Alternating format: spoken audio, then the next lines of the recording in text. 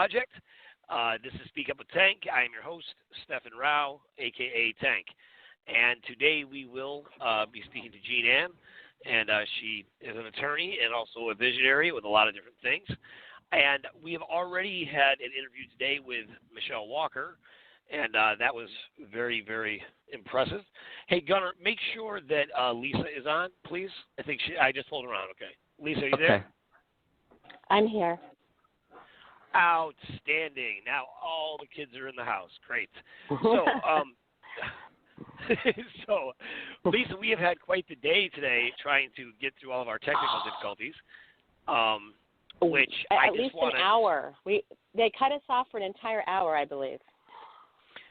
Yes, they did. So I just want to send my special thanks to the Deep State and the CIA, who loves to, and FBI and NSA and all the losers out there who think they can stop the truth from, spreading to the four corners of the globe. We appreciate that in all your busy time that you take out the time to mess with us. Who you would try to play it up like we're nobody, but yet and still we just dropped, the atomic bomb of intel today. For anybody who has not listened or has not been able to, I just checked. I didn't see that it is actually available yet. The second part is, though. But Michelle Walker yes, it is available on projectspeak.net. It is. And okay. Can we just say that it's today was 2 of a 5 series, right? Right. So there's 2 audios rather, because we had to break it up. But there's 2, and there's going to be one for every day this week. Well, and then we'll eventually air those, in this same slot right here. But we wanted to get them on record, and we wanted to make sure we recorded them on multiple platforms.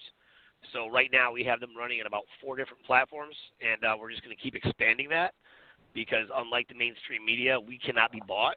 So we're very much about sharing that. So if you have a platform out there, please feel free to record that and put it on your platform, and we will not, charge you for violation of copyright or anything like that. We want this stuff to go out. We want people to know what's going on. We want this information shared as much as possible because this is really it's really a civil war, but it's kind of like a civil world war. So it's like humanity versus the old guard of the evil empire. So Lisa, what did you think today? Before we jump into some really amazing, impressive news, what did you think about today's show? Well, I'll just say first that Michelle is the champion of. She's my hero. I mean, she's so courageous to do what she's doing, and I completely agree with what she's saying. If you are not appalled by what you've heard in the last 2 days, then you are not for the people. You're not with us because it is horrific what they're doing. And I'm highly impressed with what she's doing, the work she's doing, and her courage to put it out there. To be honest, she's pretty incredible, and I do think it's the best news available if you want to know what's really going on in the world. We are giving there. She's giving very good intel. Yeah. Instead of getting consumed with matters and issues that really don't matter, right. She's actually bringing out real solid information, and it's kind of mind blowing, really. Some of the statistics that she brought out yesterday even, that 88% of the children that go missing in the care of Child Protective Services. That is horrific. Can you imagine? And 89% of them are not even are there out of false accusation. So I think I shared with you, Tank, like we would be better off as a society to take all the children out of CPS, put them back in their homes, and only 11% would be harmed versus 89% currently. Is that an awful thought? Yeah. How many thousands of kids are being offended every day? Well, that is pretty awful. And for anybody who doesn't know, that tied in directly to the actual the shipping facility that the Clinton Foundation, I guess, is associated with. down in the port in Florida, which is the most is actually known for the most amount of child trafficking in the United States. And also, the United States is the #1 consumer of child trafficking services. She shared that, on average, when they take one of these very young kids, that they will be forced, someone will pay for their services to be raped about 15 to 16 times a day. And that's what they're doing with the kids when they take them from Child Protective Services. So I highly recommend that you find yourself in possession of a weapon that is legal, and I would make sure to protect my children. I am not an advocate for guns in any way. I've never owned a gun. I don't particularly like them. But even I had to ask myself, I'm like, wow, I really need a gun. And it's terrifying to think about that they could just come up. Oh, this is the other statistic. 80-something, 89% maybe, 89% of the children in Child Protective Services are there based on a false accusation. In other words, there's no reason for them to be taken in the first place. So imagine, and they're selecting these children, some of them at birth. So they're knowing of your child when it's born, and they're selecting it based on certain criteria, right, Tank? That's right. They actually, most of you are familiar with this, right? They register the information about your child, and then if there's someone looking for you for that child, they'll come contact you within 5 to 7 days of the birth of that child, and they'll say, you tested positive for cocaine or, something like that, and which could be which hopefully is a bold-faced lie. I guess hopefully there's no good scenario actually in that. And then they just show up and take your kid, and even though it's your brand new baby, they'll come and snatch your child. And so much so that there are people who move from state to state when they have children because they won't give their kids just proper, they won't get proper prenatal care or, neonatal care because they're so afraid of their child just being taken from them. And when they now, get how about the child, they can medicate it and vaccinate it as much as they want without any permission. Oh my gosh, that nightmare. Who knows what that'll create? Because at this point, we know the vaccine is definitely a tool they're using to poison us. And also, the kids that end up being trafficked at that very young age, it's a very low percentage. I can't remember what it is, though, Lisa, a number of kids who actually make it to live to adulthood. Because if you imagine, if you have, men, I guess, and for the most part, that are paying to have sex with a child over and over again, you can imagine they're not probably the most like individuals and could very possibly have all types of diseases. And many of these kids suffer internal damage that is not treated, obviously. And they just don't even make it. Probably a lot of that, I would imagine, due to suicide. But we didn't talk about that.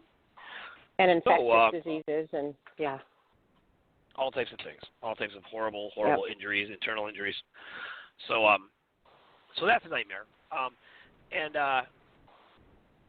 also, yesterday, on my birthday, I actually appreciate this very much as a gift, that Judge Nader, he was arrested on the tarmac at JFK Airport because of child pornography that he had on his phone.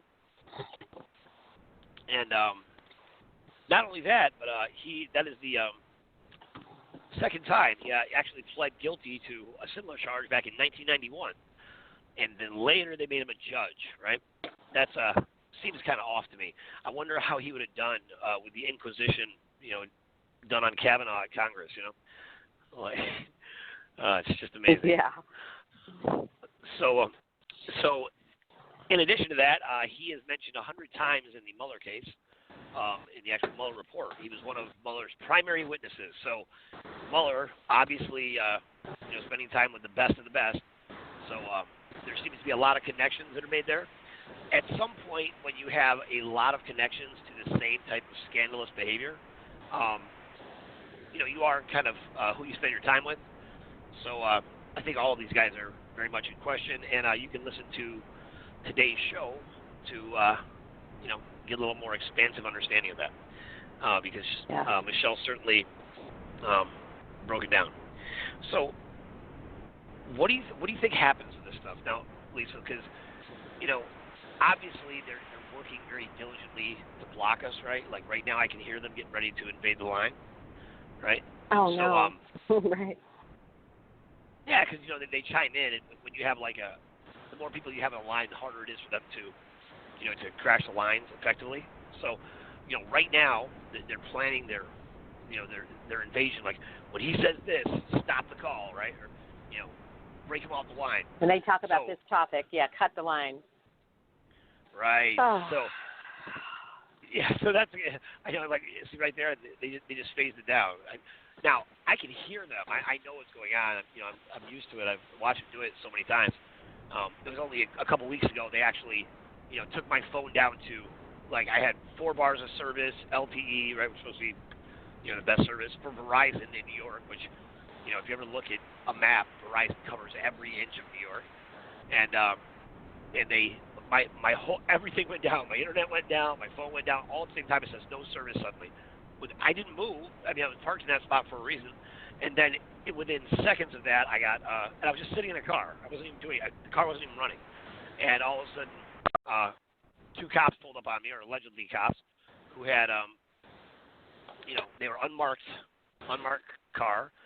They were in plain clothes, and they had badges around their neck, but they never showed me an ID. And I basically told them, I said, I would like your oath of office. I said, I do not consent to you pulling me over. And they searched my car. They went through every single thing in the car, made accusations against me because I had my family's laundry in the car, so, did a little bit of an uncomfortable search on me. So, yeah. So, Hank, I think that regardless of what they do, that we are going to continue these shows, even if we can't do them live. We will do them. I don't care if we do them at midnight, and we pre-record them and get the message out. So they can't stop us. We are too powerful now. We have too good of a message to not share it with the people. So we'll do whatever we have to get it out, in my opinion. And I know you feel the same way. Absolutely. Look, it's okay. It's okay. Eventually, everybody kind of comes around and try to make friends with people that are, basically we're trying to connect with the public and give money away. So who are the dumbasses who actually want to keep us off the air, right? Like, we are nothing but good. I mean, you guys are the dicks. Sorry. Yeah. Like, what do they have bad to say about us? We're getting truth out. We want to bring money to the people and projects. Like, I don't know. I know. We want to stop child. If it were me, Tank, if we could just do this, if we can get President Trump to shut down CPS in a national emergency, we could all go in and guard the offices. They can't go to work anymore, and we could literally take the children out and put them back in their homes where they're safer than in the system, right? I mean, we have got to be able to do something because to me that is the most atrocious crime that we're committing is to children or babies. Like, how do we not care that children are being raped 15 times a day by different offenders, and it's happening thousands of times per day to thousands of children? Like, I don't know that there's anything worse that we can stop. Yeah.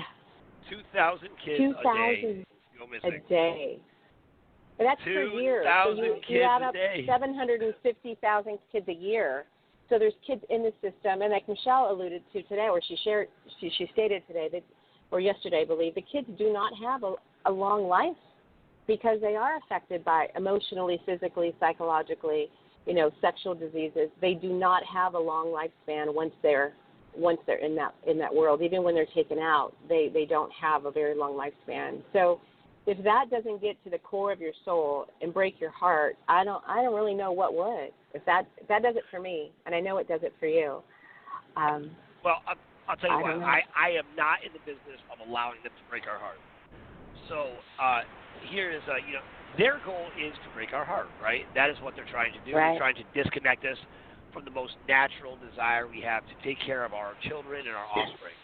I was in a very heated discussion with a gentleman the other day who literally told me outright, I don't care what happens to the babies. That's what he said. He said, I don't care what happens to babies because the last thing the world needs is another unwanted black baby. That's what he said. Now, he was black, and that's why he was saying that, and he was making a point to me, and I'm certain that he was used to talking, if he got a little bit of a tone in his voice that most white guys are going to back down and be terrified to talk about it. I am not one of those guys.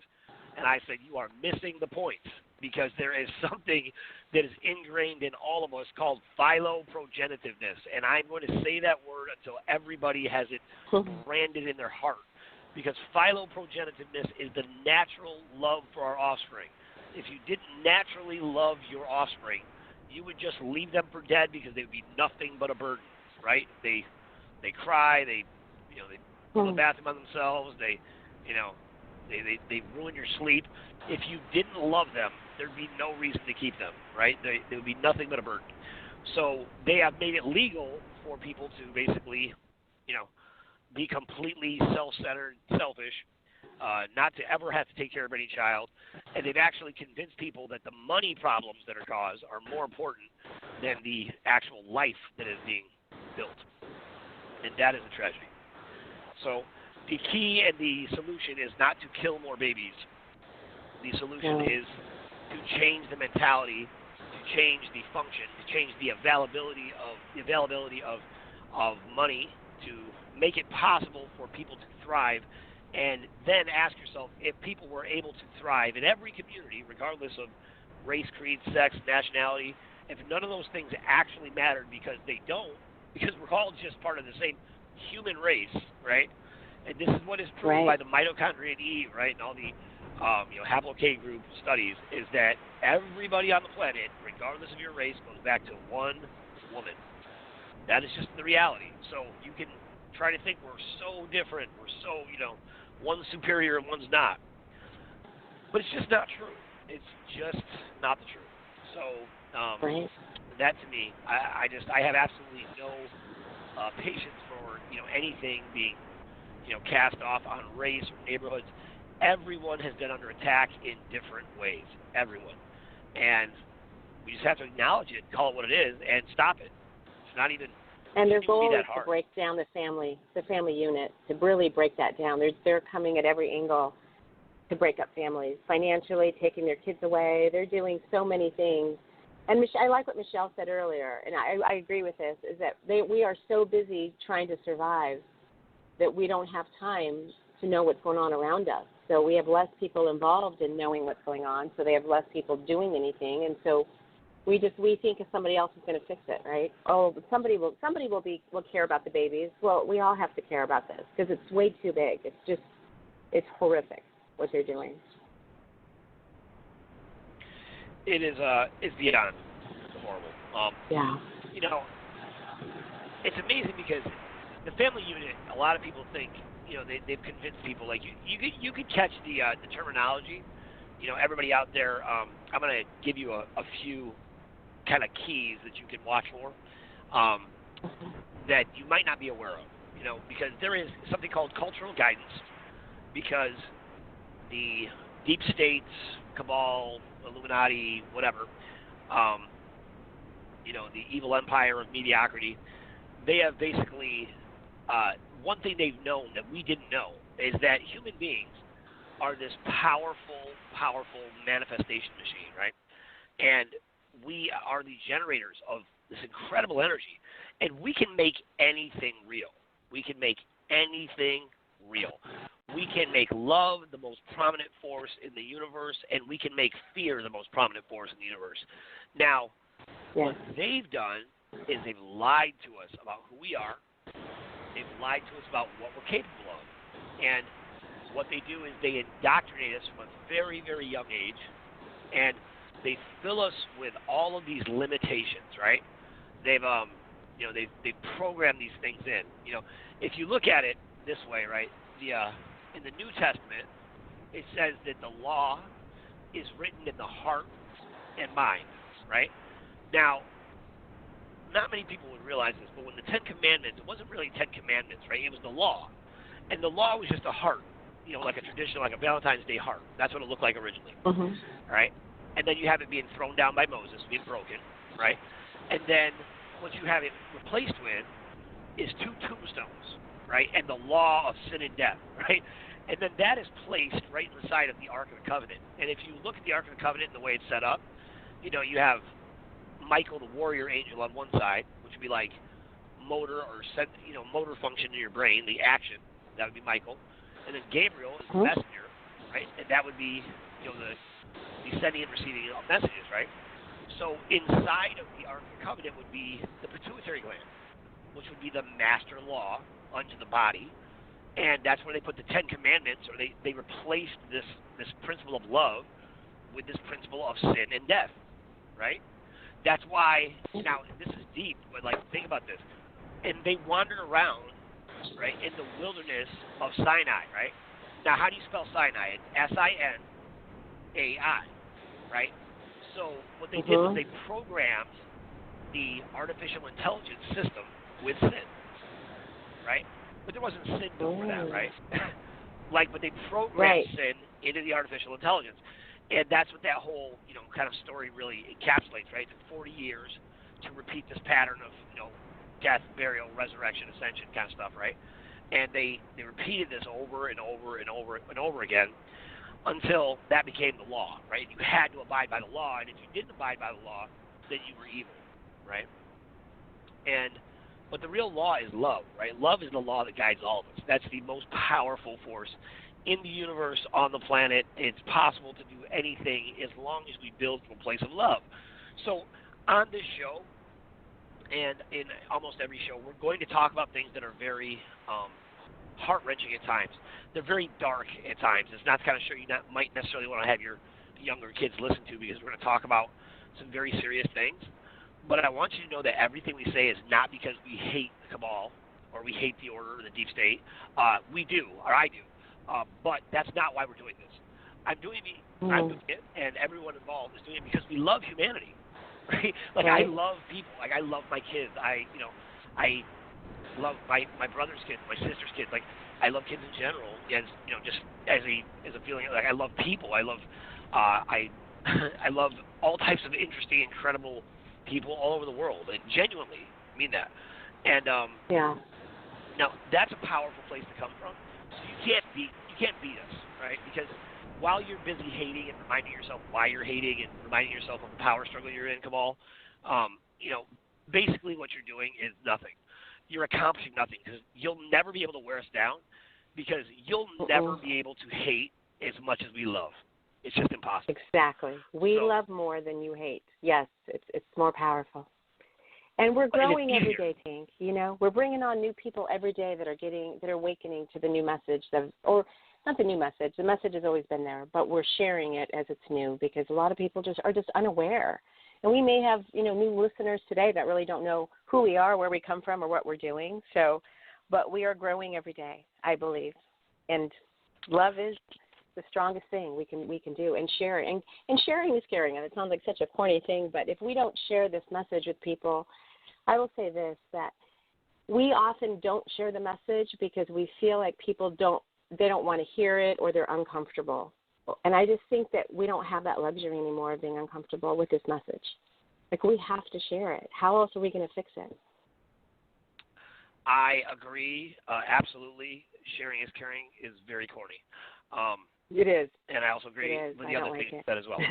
But, but I agree. I agree. I'm so glad you're supportive of me. Both sides that I agree with. So we have a lot to talk about, and Lisa had this great idea, and I really think it's important.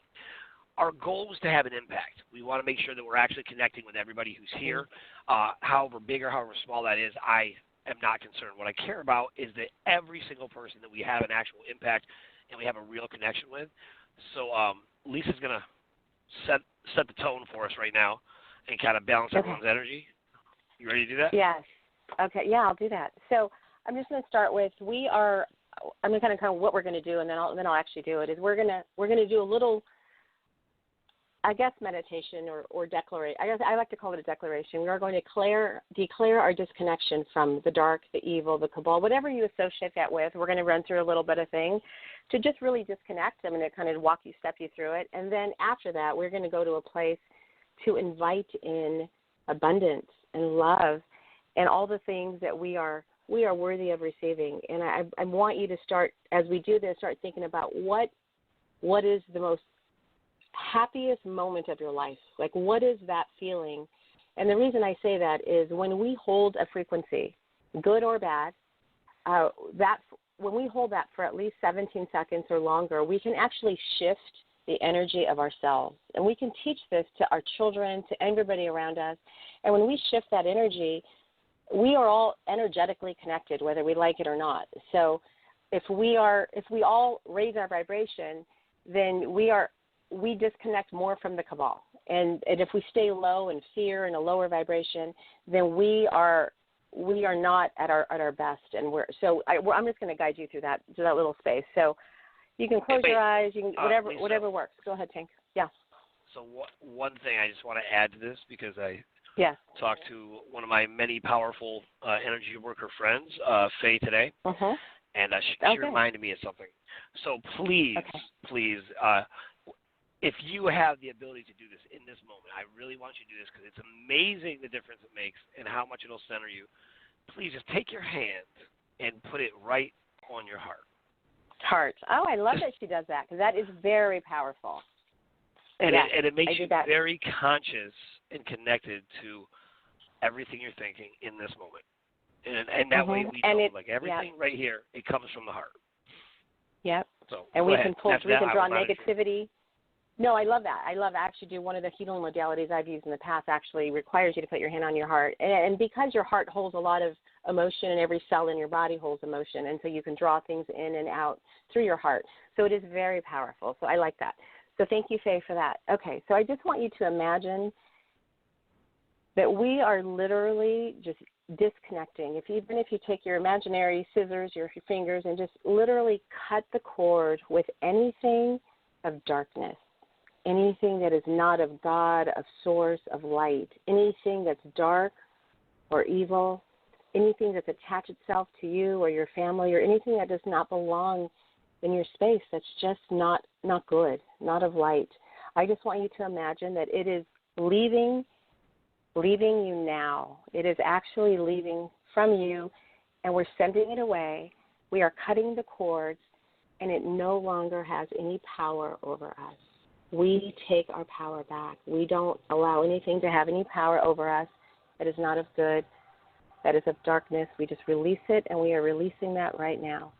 So we're just going to be in that space for a few seconds. I want you to visualize that everything that's dark is floating away from you and going. We don't care where it goes. It's going to go back to wherever it came from. We are just disconnecting it for us, from our families, from our homes, from our space and our energy. And in that, now that is gone, we are going to invite in love and abundance and prosperity. And I want you to know that we all are deserving and we are all worthy of abundance. We don't have to be sacrificial. We can be abundant. We are meant, God put us here to be abundant and thrive and to share love and abundance and have prosperity, because in that we can thrive. So I want you to go to that space of whatever you feel, whatever that happiest time in your life is. I don't want you to think about it. I want you to actually feel it as though it's happening in this moment right now. And I want you to continue to feel that, whether it was the day you married someone, the day you gave birth to a child, whatever that moment is that you can actually engage in that feeling. I just want you to continue to feel that for just a bit.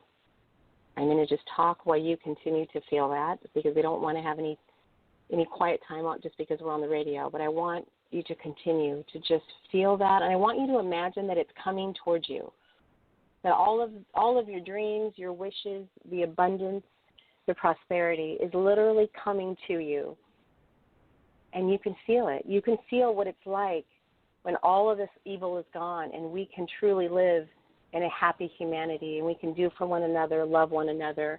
We don't have to worry about money. When we're just in that space of we can genuinely love and give to one another. And I just want you to continue to feel that for a few more moments. Okay, can you feel that, Tank? All right. So hopefully everybody got to feel some good energy coming in, and let's just try and stay in that space for at least the rest of the call. If we could do that, we would be pretty powerful beings, and we can switch the vibration of what's going on out there. So hopefully, did you feel that at all, Tank? I did. Oh, I feel great. I'm still there. Okay. Okay, good. Keep staying there. Stay there. I know we can't do this for 2 hours, but I wish we could.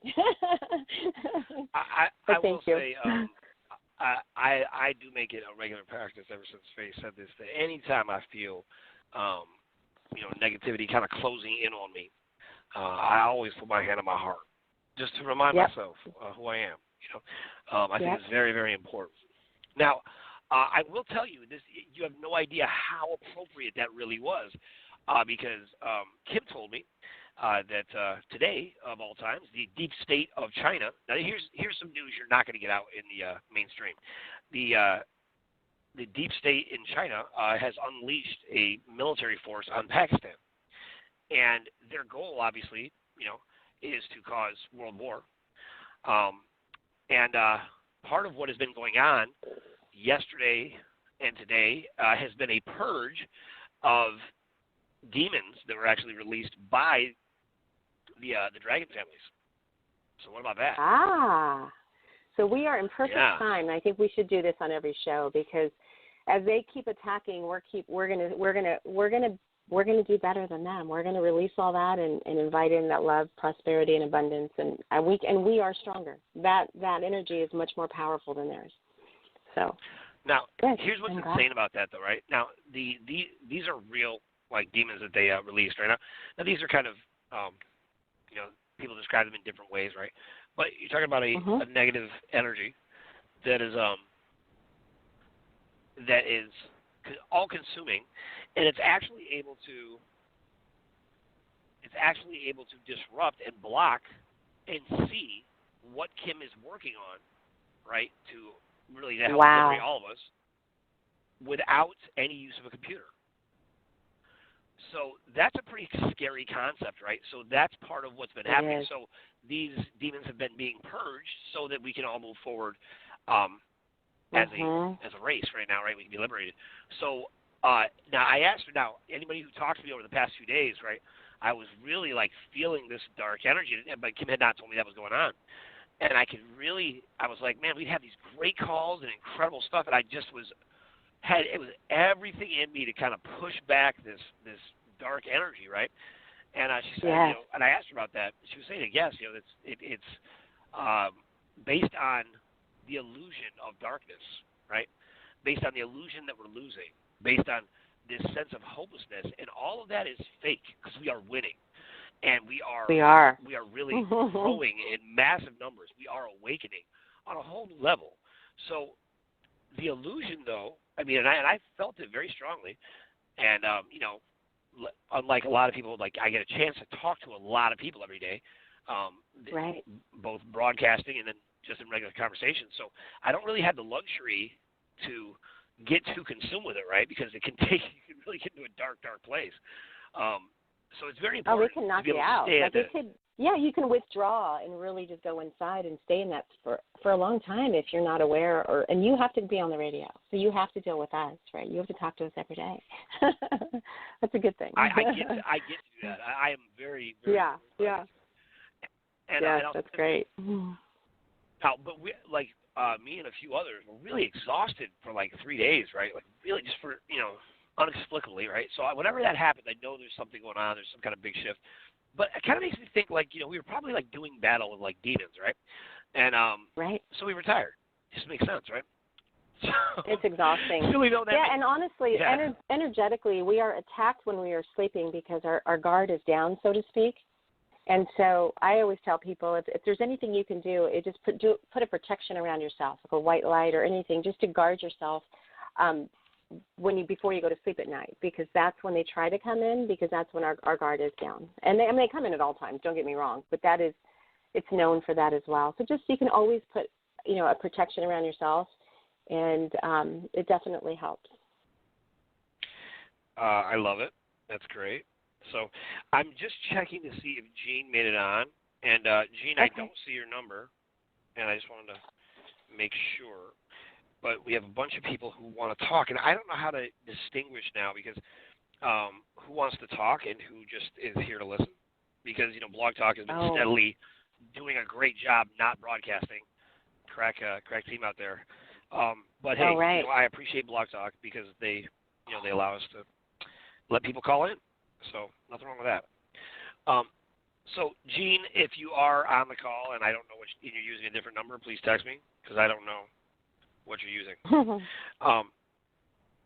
And that's okay. Either way, I mean, we have plenty to talk about from today. So. So let's get back to what's going on mainstream today, right?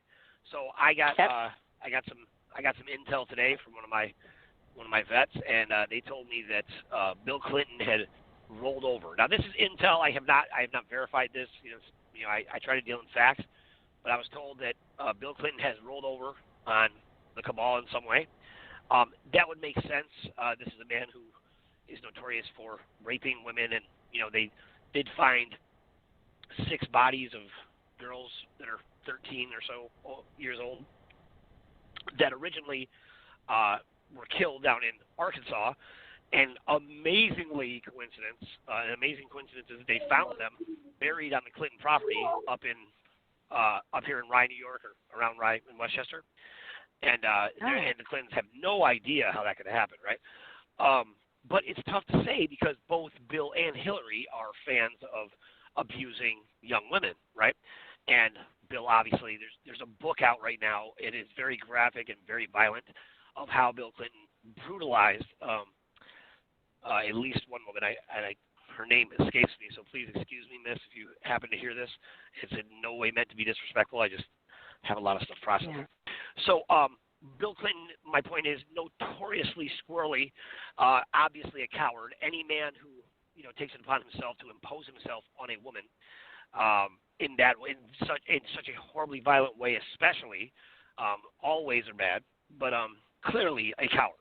So I would expect a lot of these guys would be ready to flip, right, and ready to turn tail and run, because they're obviously all a pack of cowards, right? They're molesting and brutalizing and killing kids and women and doing all types of things, Yes. So that information, I think, it could be potentially solid, right? Now, it's very hard to trust him, though, but President Trump did mention about his, he mentioned about what a good guy Bill Clinton is, right? In one of his speeches. That's a pretty good indicator. Now, yeah, I think so, right? Because obviously it's like, how does that happen? Like, Bill, I think we should work together. Granted, I hate your wife, right? I mean, it's probably not the most common bond to form, right? No. So I can honestly say she's probably one of the most hated people in the country. I mean, and feel good about saying it. Even though I haven't done a personal survey, I think I feel pretty confident in saying she's one of the most. So let me ask you this: do you think what so? do you think? I mean, I do. I think she's one of the most hated. I mean, maybe it's just in my circle, Yeah, see, that's the thing. Like, we always got to kind of expand outside of our circle, right? And, right. Exactly. I look at those crowds of people that were just devastated when Hillary didn't win, and I just thought, I wasn't at the time. I really didn't know what was going on. Like, it really was confused by everything. I didn't know, who was who and what was what. Yeah.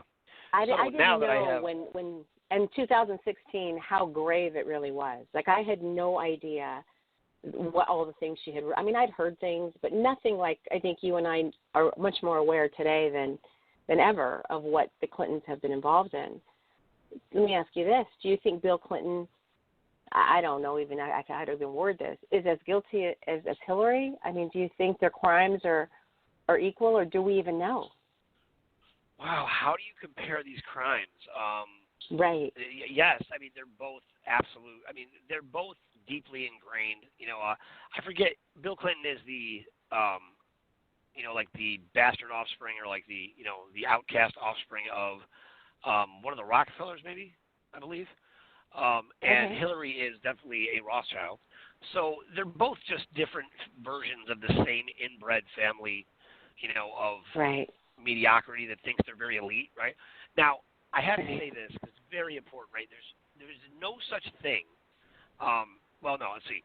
You are not elite, special, exceptional, amazing, gifted in any way just because you were born into a certain family and then you're given advantages over everyone else who's being abused, neglected, and enslaved, right? That doesn't make you gifted. Like, just because you Actually, you I think were given, you're at a disadvantage, Tank. You're at a disadvantage. I mean, maybe they had more money and they had more opportunities, but can you imagine? I mean, you and I love our kids. I mean, we both are parents that adore our children. And can you even imagine raising your child to be one of them? No, I can't. I think it would be a horrible existence. I think one thing I will definitely say is I do have compassion and remorse, despite how much I hate the people they become. I do have compassion and remorse for the way that they were raised because they're raised to be sociopaths. Anybody who doesn't know, that's a very real state of existence. They take them from a very young age. It's very common to swap children, right? My kids. Your first child. I think you have to offer up your first child or switch them. So that's your sacrifice. So I only have one child, so I can't even. Not that you could either. I mean, how could you give away your child, knowing I can't how they're going to be raised? You can't. I don't think our minds could go there. So I think it's pretty tragic to say that they may have had way more opportunities financially or feel like they were elite, but at the end of the day, I would still rather be in my shoes any day and raise my daughter the way I did versus how they did. I think it's awful existence to be one of them. It would be an awful existence. I think she might be on the line, Tink. Oh, okay. I think Jeanne might be on the line. Okay, 1 second. Let me just check it. Okay. Yeah. All right. I don't see her number, but I'm going to check, see if she texted me. Okay. Oh, 518. No problem. Coming right up. Sorry about that, Jeanne Ann. I'm sure Jeanne Ann is going to be fun. She's probably chomping at the bit to talk he right knows now. my landline. Okay. I was chuckling. I hear her, Tank.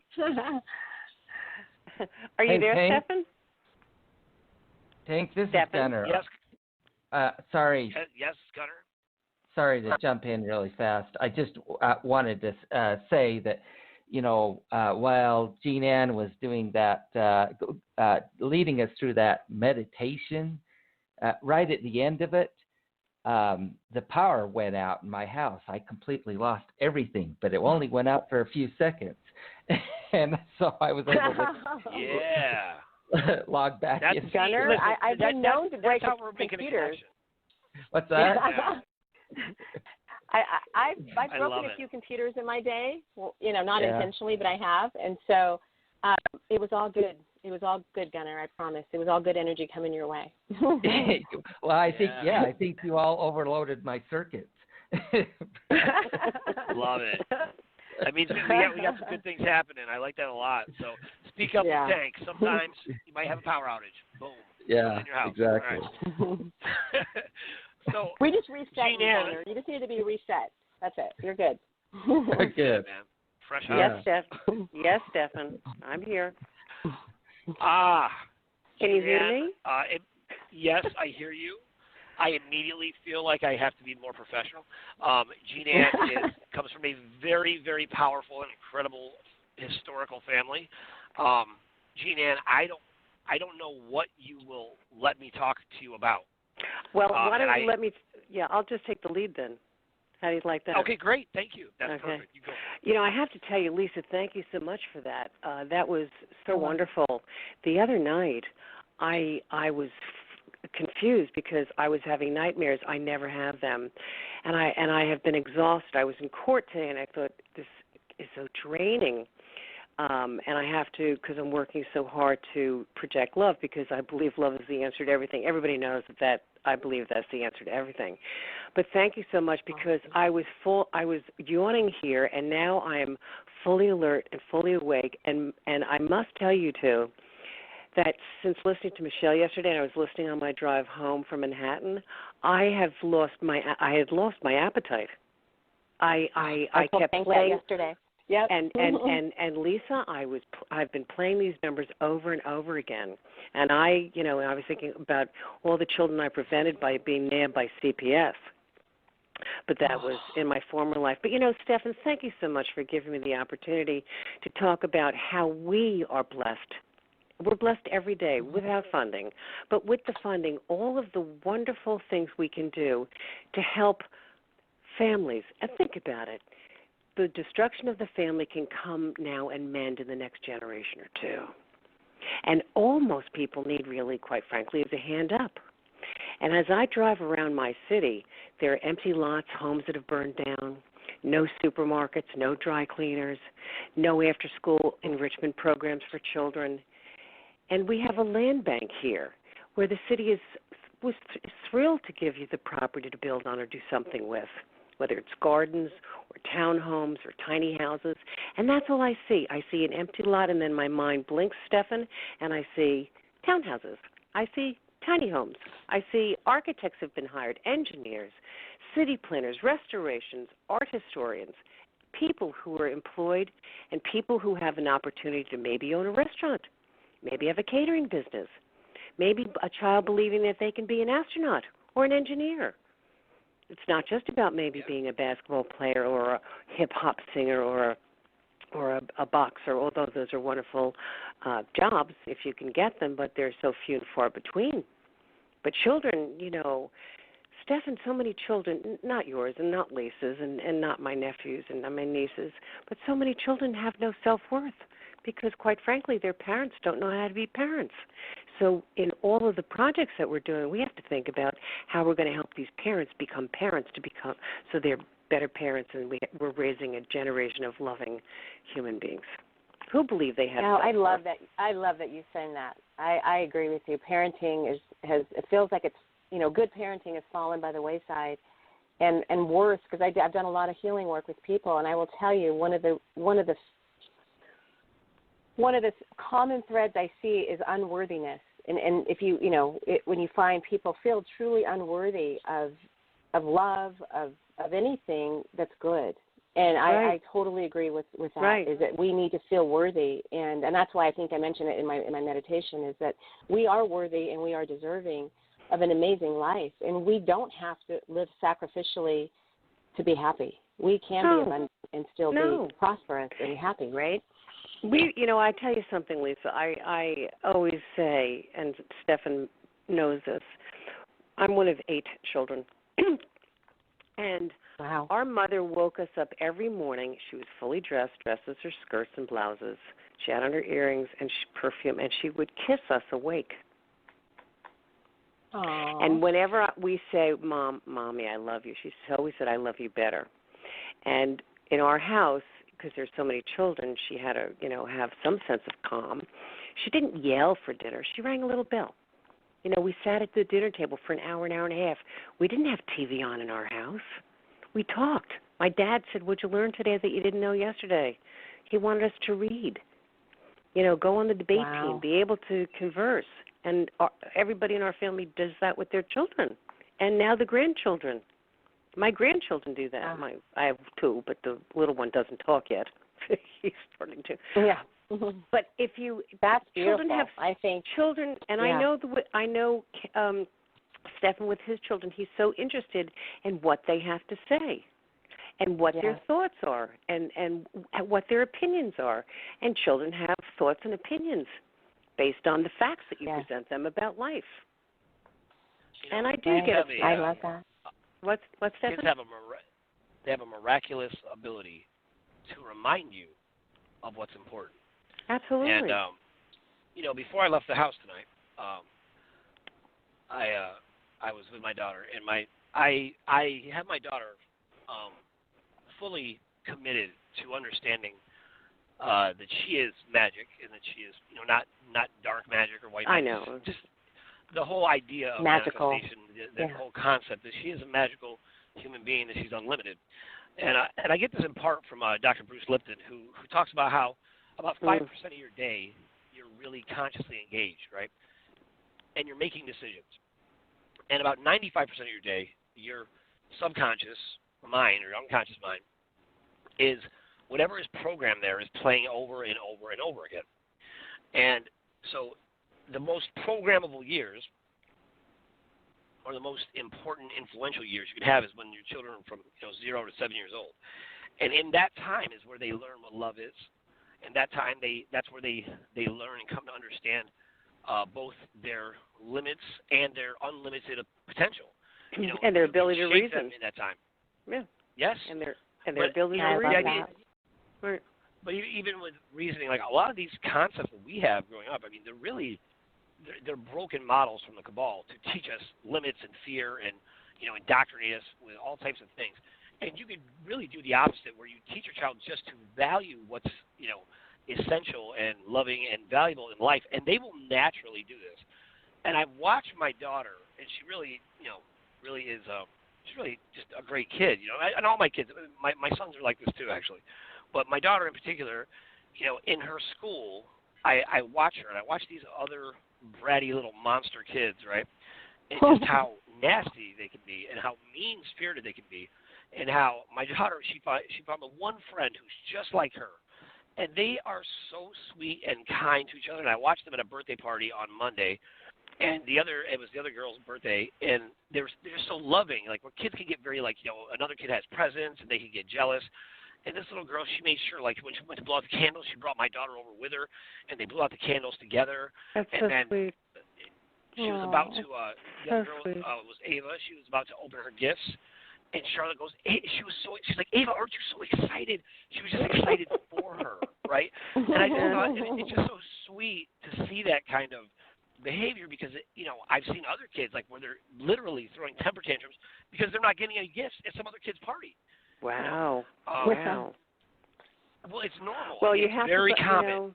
It's parents thinking that they have to indulge and they have to give, and really all they need to give is of their time, their attention, and their love. I'm telling you, that's the answer. And by the way, Stefan, I know it says thinking big, starting small. When we knew that there would be funding, all I kept thinking of is expand your mind. Think about anything that's possible. And that's when I said, my God, we can fix the water systems, we can do the roads, but properly. Okay? We can make sure that we can work with mayors and we can work with cities. And as you said, let them take the credit. What do we care, right? Right, we don't care about that. We don't care about that. You know what? I know I said that, and you're right. And I've rethought my position on that, and I hate to disappoint you, but we can't give credit to evil. I didn't say give them credit. I just said if we want it, listen, we can't be idiots. We have to be very shrewd in which we operate. And that means we have to sometimes, you know how clients will come to me and say, Jeanne Ann, I have a problem. And I say, no, you do not have a problem. We have a situation in which we're going to seek a resolution. So in order to get things done, I had to do it today in court. In order to get things done, you have to sometimes really take the high road.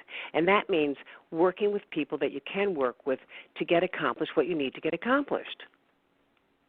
So did we mention that Jeanne Ann is an attorney? I don't think we actually mentioned that, Jeanne Ann. I just want to make sure people understand that you weren't like in court, like defending yourself or anything. So Jeanne Ann is an attorney. So I guess we're allowed to talk about that. We can talk about that. We can talk about Lisa, I think that sometimes in life it's not too bad to reinvent yourself. So I've done a number of things. I've had a background in marketing, public relations. I've won awards. My brother Thomas was murdered, and I took over his food brokerage business for a while. I went into real estate. I then got my license, became a broker, and then I went to law school at 40. Wow! I never thought that, and nobody wanted to hire me because I was 40-something. So I started my own practice. My husband carried my bags to court on my first case, which I lost. And what kind of attorney are you, if you don't mind me asking? What kind of law do you practice? Today I was handling a family offense matter, but it was pro bono. But I was a healthcare attorney, commercial litigation. I've done a lot of family law because that's how I was supporting myself when I had my own practice. And then I was blessed to be able to have a client who was a physician and a scientist who, when I left the firm to out of Manhattan to come to where I am now, because it's very difficult to be married and you'd only see your husband on a weekend. So right. I thought, to save this marriage, I'm going to leave the city, which I did a few years back. Plus, we had renovated this historic home where we are now. And so it's actually good to be with your spouse. So then I was in a position where I was working with this physician, scientist, and we started working together on nutritional matters and filing some patents that are helpful for people to improve their health and wounds and burns and discussing diseases. And so, we'll be in a position somewhere down the road where we can help families with or people who, for example, if somebody's in a nursing home or a hospital, there would be less of a need for bed sores and tuberculosis ulcers and having to put people in hyperbaric chambers, because my spray eliminates that. It speeds up burns and wounds 5 times faster. Our dog was attacked by a pit bull 3 years ago, and the veterinarian said to me after the surgery, she will probably have a terrible scar and her hair won't grow back. Well, within 4 days, I start to spray the dog every other day, then every day, then 3 times a day, and she has no scar and her hair grew back.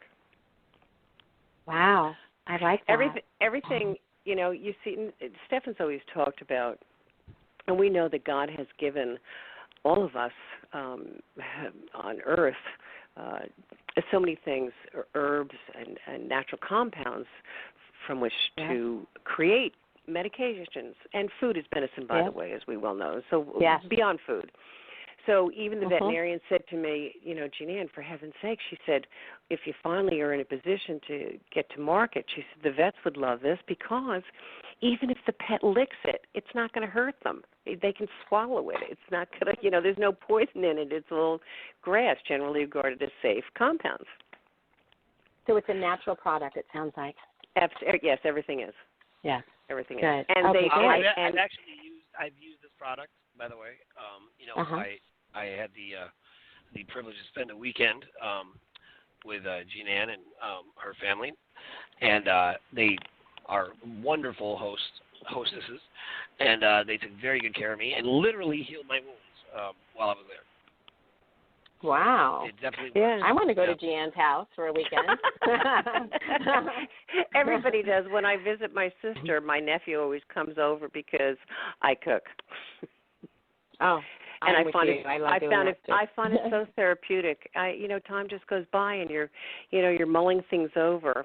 Stefan there's a member of Stefan's group is a lovely fellow from Australia, New Zealand, Australia, Ross, right? Ross is one. I have several people in my group from Australia, but Ross is one of them, yes. Yes, and he has a wonderful project to help with the fishing industry in the Solomon Islands. And one of the ideas that I had for the past few years was helping to clean up the Pacific Ocean, and my husband said we can take an existing ship and have it outfitted where the back flips down and we collate it. He says, and we can take the plastic on board and process it on board for manufacturing, for homes, for bricks, for clothing, to help people and to employ people. And I didn't know. I thought, well, gee, this would be kind of cool, have a series of ships that are helping the people in the Solomon Islands and throughout the Pacific where there's the ring of debris. Wow. See, that's just thinking big, everything, people forget that we're born with the ability to expand our mind. Nothing should be limited. So if there are no limitations, everything's possible. Yes. And I love that that's turning something that's not good into something that is good. It's giving people jobs and use it to build new things. So that's a good thing. Yeah, I mean, there's so many people that Stefan has spoken with and that are in our group and within the family, as we call it, who have wonderful ideas for gardens or biodomes or clean water, and I mean, all of that is just helping a community and helping families. I want children to have tutoring. You can hire. There's so many colleges in my city, hiring kids who really love chemistry and physics and math and sciences and music, and pay them, college kids, to tutor the children after school. I have a program called Toots. Wow.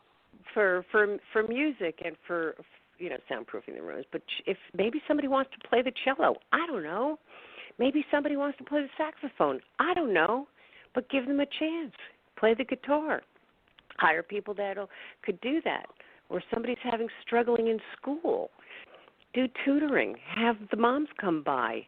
Maybe somebody wants to learn how to play bridge or chess, which is so wonderful for the mind, but they're thinking they're going to play a game. Well, those children will do better in school. But if they don't have that opportunity, and you try and work with their school, but I don't want to get involved in schools unless they come to us. I'd rather just create a platform for after-school programs so the children are safe. Moms can come by. Dads can pick them up. You know what I mean? Yeah, there are so many kids that need that place to go after school. There are so many homes where both parents are working, and they really need to be off the streets and stay out of trouble, so to speak. So that's great. I love that. But programs where the kids really want to be there, because it's like, hey, you going to Toots? Right. I think it'd be one of the goals that we're going to have Create Change. I've put a lot of thought into this lately. Is that we're going to make it kind of a prerequisite that all of our project owners and all of our employees, obviously, that we make sure that people make a livable income all by themselves. Right? Yeah, absolutely. So that way, we can call it some kind of, one-income families, right, where that family has the income, right, and the support, so to speak, right, to really, allow one of the parents to be available for the kids, yeah, really absolutely. be available for the kids. Yeah. And you can have programs during and you know what, Stefan, too, one of the, I thought along with that was having programs during the day for the moms. Maybe they want to learn how to sew. Maybe they'd like to learn how to cook. They don't even a lot of them get pregnant so young, and they're frustrated, and they take it out on the children. You and I, we've all seen these women yelling and hitting their children. I'm thinking that kid is just tired. Just hold them and give them a hug and, pat them and calm them down, and, a lot of the moms, especially divert their single attention. moms, they're stressed out over finances because they're working two jobs. They're tired, And so I agree. I love the idea, Tank, that you just said, that if we can give every family the opportunity to not just to thrive, but to really have family time. Because that really is, at the end of the day, that's what fills us up, is that if we, we can have everything, but if we don't have the love of our family and our community and our friends, then we're not really thriving. We're just kind of going through the motions. So the fact that every parent can be a parent, right? And real every parent. And every building that we renovate and make it livable and lovely, lovely kitchens and bathrooms and building tiny, everybody will pay rent, but a rent they can afford, but rent towards purchase. So they're going to think in the end it's something that's theirs. I don't want to if you just give somebody something, that's not fair to them. Right. You know? And that is proven. Yeah, and I want to bring supermarkets value. in. These people have to shop at the little corner store. There's nothing wrong with that. But I was telling Lane what I have found in speaking with the treasurer of this city in Albany is that the owners of these large supermarkets say there's too much pilferage. I said, well, you work with that. You figure it out. I mean, but if you build a supermarket and you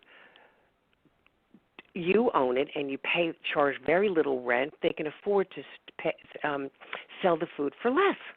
And it's right in the neighborhood. Doesn't need to be a big supermarket, but you know what I'm saying, Stefan? Right. Absolutely, yeah. I mean, we have a lot of solutions for that. Things like, co-ops are a great opportunity, I think. There's a great co-op out in Brooklyn where, everybody kind of comes in and grows their own food, but, it's limited because, obviously it's a very limited growing season here. But by creating a more expansive growing season, by creating exactly facilities where you can grow things. You know, right. you create incredible opportunities. And, you know, Create Change, the original project that we have that we originally got approved was actually building sustainable communities right in New York City. And one of the ways that we'll do that is we're going to buy up properties that are not really residential, but they're old bricks. You know, bricks have a higher frequency, you know, than the metal that is used in a lot of manufacturing. Right. So in these buildings, what we'll do is we're going to buy as many of these warehouses, you know, because in certain areas of New York, you have warehouse communities, right? It's all warehouses. Nobody really lives there. So we're going to buy up all the warehouses we can, and then we're going to take those warehouses, and every single warehouse will be turned into very comfortable apartments. And in these apartments, we will have atmospheric water generators that extract fresh drinking water directly from, you know, the air. It will filter it, and that water will actually go down. The design, the way it's set up, is it will create a waterfall that goes down the back of the building that'll be visible, that everyone can see. And as it's going down, will literally be bombarded with light and frequencies that actually help structure the water. And then it will go down into a filter at the bottom again that will spin it one direction and then spin it the opposite direction to create structured water. And that water will be used for everything in the building. That will be used for the drinking water. That'll be used for the bath water, even the toilet. So it'll be completely off the grid. And the water will be so healthy. That alone, by itself, you know, will save people money just in water bills. But it'll also save them so much in health bills because, you know, 70%, depending on who you ask, I mean, you can say as much as 90% of your body is water, you know. And this goes back to the Dr. Emoto who proved this beyond a shadow of a doubt, and it should be mainstreamed and be taught in every school. And it shows how just the frequency that you're playing on the water, you know, changes it, right? Now, that'll be one thing. Then the other thing is that we actually have access already to various free energy generators.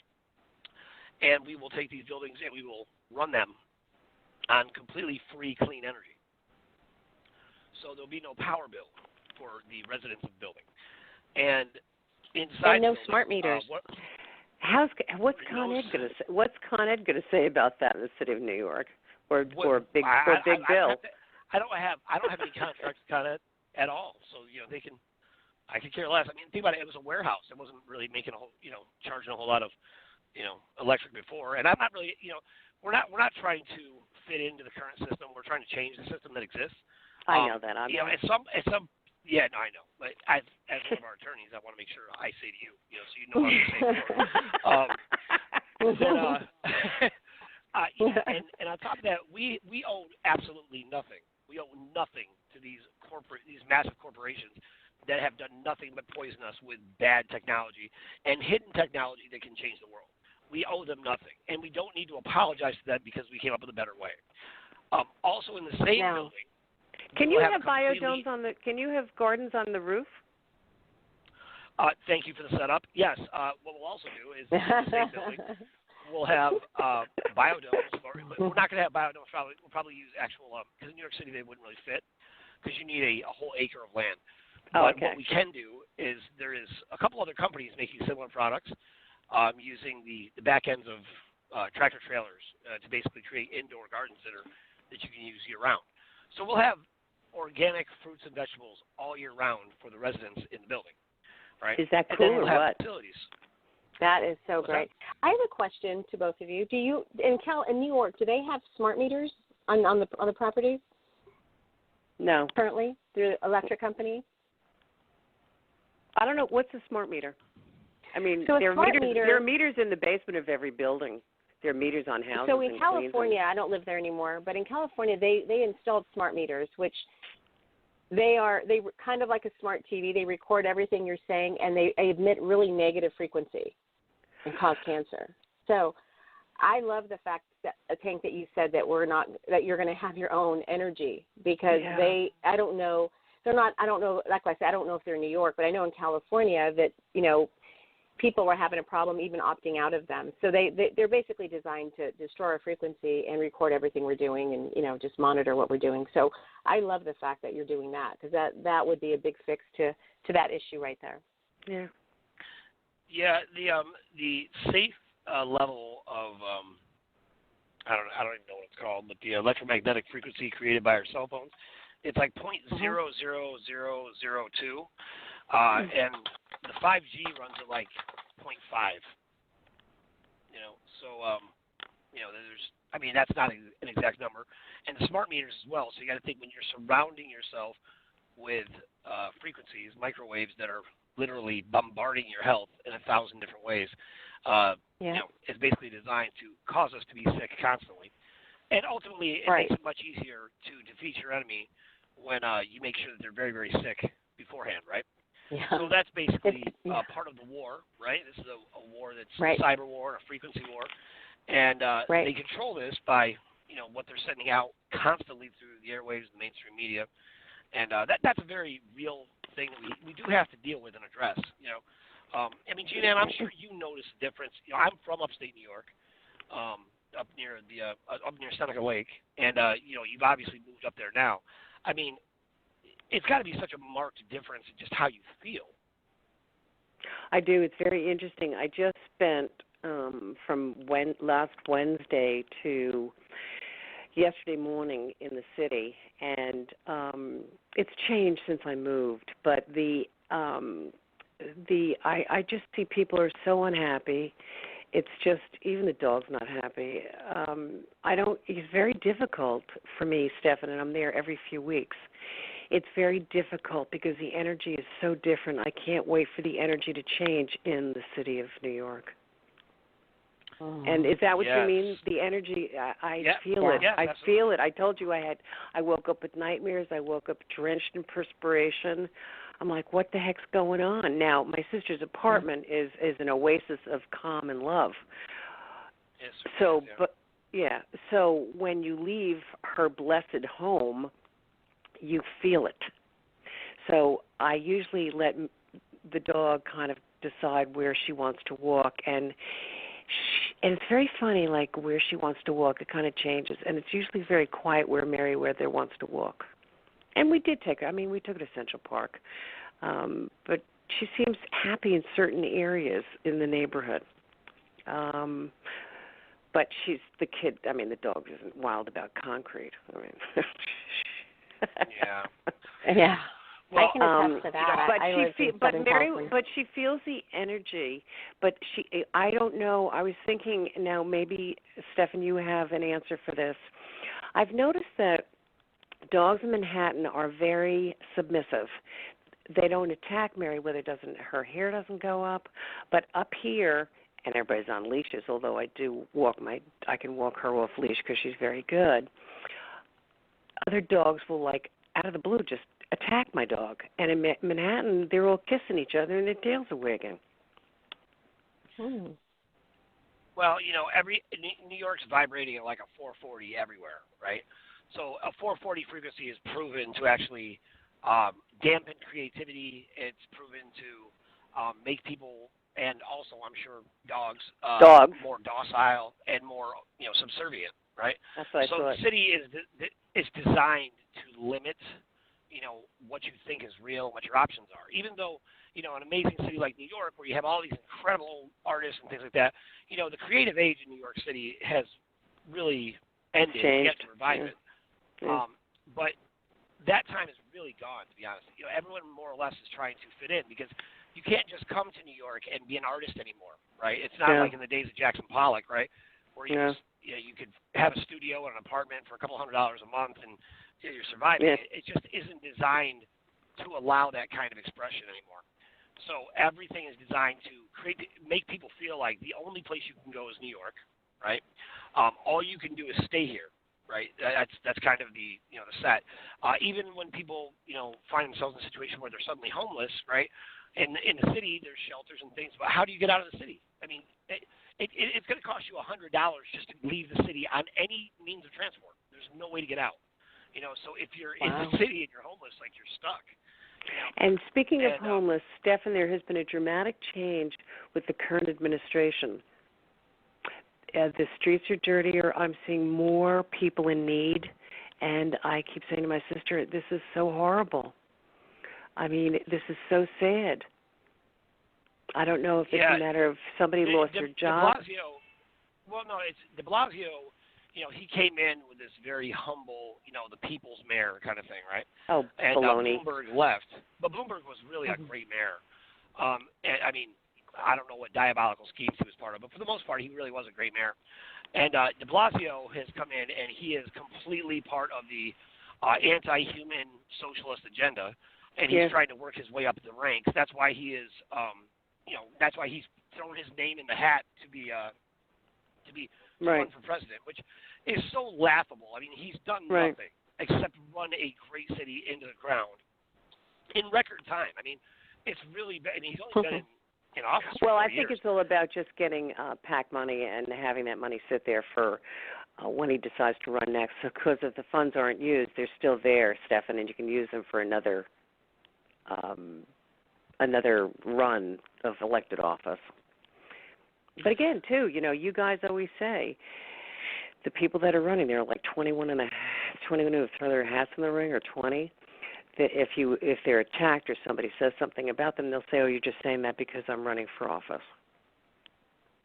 Well, I mean, you tell me. Now, this is kind of your wheelhouse, I guess, right? Like, you're an attorney, you're up in Albany, which is basically established itself as like the heart of darkness, right? Where they're cheering when they approve a 40-week full-term abortions, right? And Cuomo looks like a hero standing up for women's rights, which couldn't be further from the truth. I'm curious, Jeanne Ann, because I think Cuomo is a mobster, like his father was, and I can prove beyond a shadow of a doubt and have great evidence on it that he has direct connections to many a mafia pit boss. You have to have connections in this world. What is the mentality behind getting a bill like that approved? Not only getting it approved, but getting it approved first, right? The Reproductive Rights Act, that they, are just applauding. And I'm curious if anybody's really talking about what happens if a child survives the abortion and they just allow the child to die. How they're justifying that being, empowering the women. I mean, can I just tell you, most people that were involved in this never saw it as infanticide.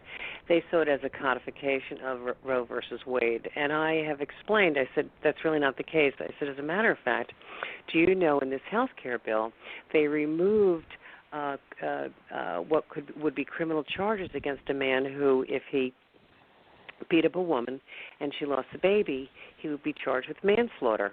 I said that has been removed from this Health Care Act, and people are surprised by that. I said, well, how could you charge him with that if you can have a baby, a woman about to give birth, she's having contractions, and she just says, I can't do this, or she deliberately gets pregnant so that she can deliver a baby, and that baby does not, the mother or the family, as they're comforting, quote unquote, decide that the baby the family is best without that child. Could you imagine the pain and the screaming of that poor little child as they're being killed? The same thing you're saying with the partial birth abortion. I mean, can you imagine? Imagine the pain. It's like having a root canal without anesthesia. It's or it's a kidney, or like the pain of a kidney stone for a defenseless, innocent soul that's just coming through the birth canal into life, that's been warm and comforted for 9 months, or aware of it for 7. And that's how I think of it. Stephan, you always say that you're pro-choice, as am I, which means I'm against abortion. I'm also against capital punishment. I don't believe that I don't believe that God gives us the right to take life. I've avoided taking a stance on these issues for a long time, right? Me too. So what I say is I'm pro-choice and I choose life every time. And to be honest, the more we get there, and the more I learn and see about things, the more I am persuaded in almost any case, unless the woman has had her choice taken from her. And that's there's different. many choices that lead up to a child being born, right? Yes. There is a choice on who you're going to spend, who you're going to be intimate with. That's a choice. You know, no matter what the circumstances are, unless you're forced, right? There's a choice on whether or not you're going to use protection. And not only that, but in Roe versus Wade, there's a choice for the first 12 weeks, and I think 12 weeks is too long. But I would say, 4 weeks is more than enough time to figure out if you're pregnant. It's definitely more than enough time to figure out your feelings, right? I mean, I can hardly think of any decision that takes more than 8 weeks, right, that you really think on it. And if you're on the line and you wait to the 9th week, honestly, at this point, I kind of feel like, well, I don't think you should have a choice at that point. Because it's not that there's, everybody has a choice, right? Like, I could say the same thing about murder, right? Well, look, there's a choice. You can murder someone or not. But once you choose to do it, right, it was your choice, but now you have to go to jail. Now you don't have a choice because you made a decision and you have to live with the consequences.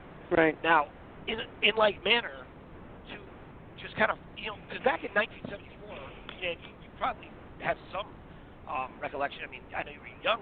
I was there. You were there? Well, I was married. There. I was there in 1974. I remember the decision, and at the time, you know darn well, they didn't have the technology that they have today. They didn't know. They couldn't see a heartbeat. They didn't know about a baby's ability to move and the little feet and the little hands, the little heartbeat. Oh, God. I'm sorry. They just didn't have that, and I quite frankly do not think and first of all, it never should have been a federal decision. It's a state's right. Anyway, I'm not going to get into that, but the fact is I don't think that decision would have been made like it was made. That was the worst case. No, but wait. When back in now this isn't even talked about anymore. But back in 1974, one of the big controversies of Roe versus Wade is the woman's body is not her own because she's also carrying the seed of a man, and the man back then was considered as part of the decision. Right. The big move with Roe versus Wade is that it's the woman's body, and the man has no say. Right. The man has no say. Now, but that was the big controversy back then in one of them, right? And then, excuse me. But Gloria Steinem was at her height. Gloria Steinem was at her height. Right. Women's movement. Yeah. You got it, You got it, Stefan. It's all part of the plan. All right. So now here we go. So now you have, the next part is in Roe versus because I got an email and I find this email to be so insulting. I don't even know who to write to tell them off, right? And the email was saying, right now women are being attacked everywhere, and the right to choose is being violated as anti-abortion laws are coming up everywhere. Like, and true. What they said was Roe versus Wade was being attacked.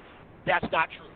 That's not true. If you left Roe versus Wade intact, no one would have even contested it because Roe versus Wade acknowledged the fetus as a separate life from the woman.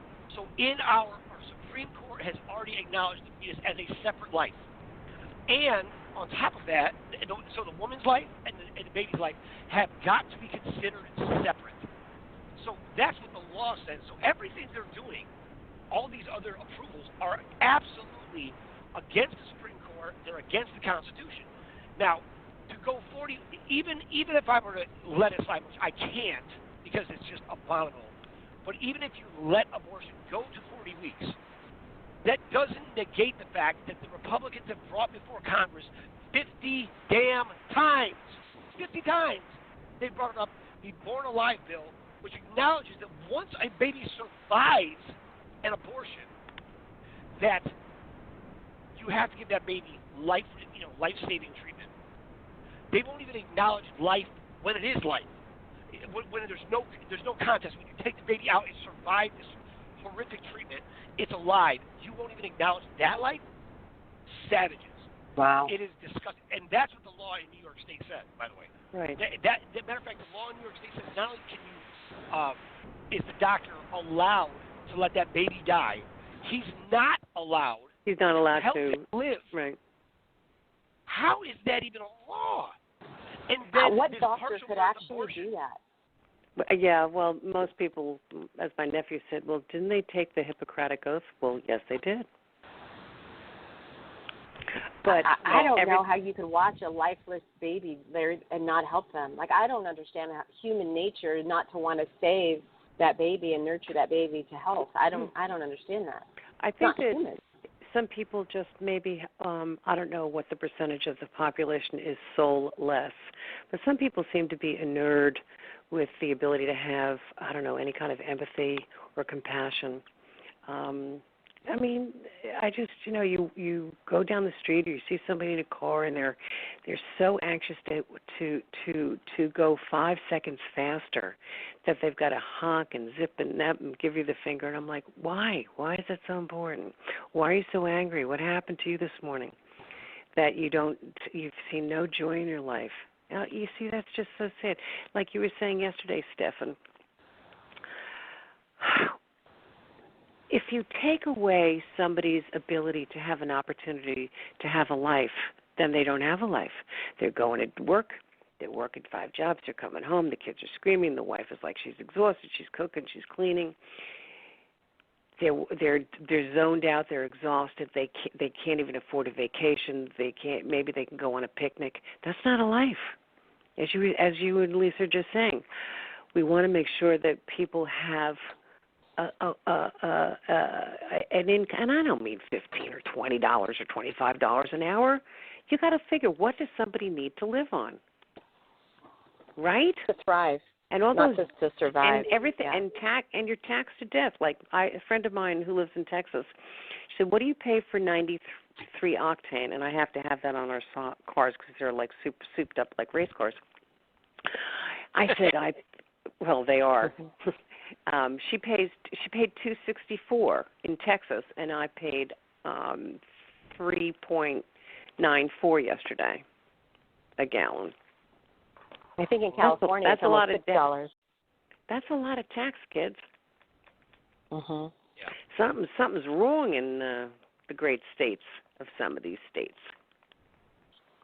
Well, so if everything's being taxed, if you go to the supermarket and you buy a prepared chicken and you have food stamps, you can't get that chicken.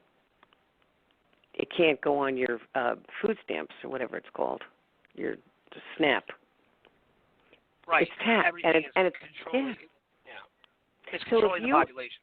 Right, and so isn't that terrible? So, Stefan, if you are, paraplegic or you're down on your luck, and you maybe you don't even have maybe you got a hot plate in your little SRO, wouldn't it be nice to have a prepared chicken once in a while? I was talking to one of these guys a year or so ago, and I thought, this is the dumbest thing in this law. How can they have that? But they let them buy crappy sodas. But not a roast chicken. This was actually exposed about 10 years ago in South Jamaica, Queens. They actually there was a couple studies done in African American communities, which I hate that term because not all black people are from Africa, because I know Mexican Indian, which are black, and Cherokee Indian that are black, but whatever. But anyway, but in these communities, they would sell these things called 50-cent sodas. Right now, that's not what they're called, but that's what the kids call them. I was teaching at this time, and these sodas were proven to cause all types of gut rot, I guess, and ulcers, right, in kids, right? And it was really designed to create complete toxicity in the body, right? And what would happen is, the parent, everybody would be working in the house, right? They're very busy, so they give their, 6th grader, $5, and the kid would stop by the bodega on the way to school. They'd get a 50-cent soda, 2 bags of chips, 2 candy bars, and they were set for the day, right? And so, and that would be their food. They wouldn't get lunch. And there wasn't even healthy options for lunch, really. But that's what they would do on a regular basis. There also were no health food stores. The quality of the meat was terrible in stores. I used to frequent them often to see what was going on. And I remember I actually talked to some of the gang leaders in those areas, right? Because there was so much about glorifying violence, and I was too dumb not to know to confront them. But it was fine. I became not friends, but very well respected by them. And but that's normal in the community. Now, I'll give you another stat here, just real quick. because in New York City there is more black babies that are aborted than are born. Yeah, I know. There is also, if you look at some different statistics, national statistics, I haven't broke those down yet, but I can tell you that in a place like Georgia, that the African American community makes up about 30% of the population. 30% of the population, but they are attributed with about 64% of the abortions. Jesus Christ. And on the other hand, the white community makes up about 60%, and they are attributed with about 27% of the abortions, right? So everybody who thinks that, the way to go is to support these kind of things because you're supporting the black community, you are not. You are supporting black genocide. Right. Just FYI to anybody out there. And by the way, they are specifically targeting and have been targeting African American communities and all of Africa. They hate, and I'm talking about the order, these higher echelons of what the high-end mediocrity, which is sometimes referred to as elite, but I refuse to call them elite. But the mediocre, the wealthy mediocre, right? Those who are dedicated to maintaining the status quo and have some kind of inbreeding that has taken place that allows them to do that. They are dedicated to destroying all people, really, but in particular, they have attacked Africa. I mean, they have attacked Africa in this way. Ethiopia used to be the agricultural capital of the world, right? In all of Africa, it was a giant breadbasket. I know you remember this growing up. Remember when we were growing up? I mean, Ethiopia, all you ever saw was starving kids with swollen bellies from no food, right? Because they salted the plains, so they couldn't. They bought up land. They salted all the plains of Africa. Completely took over.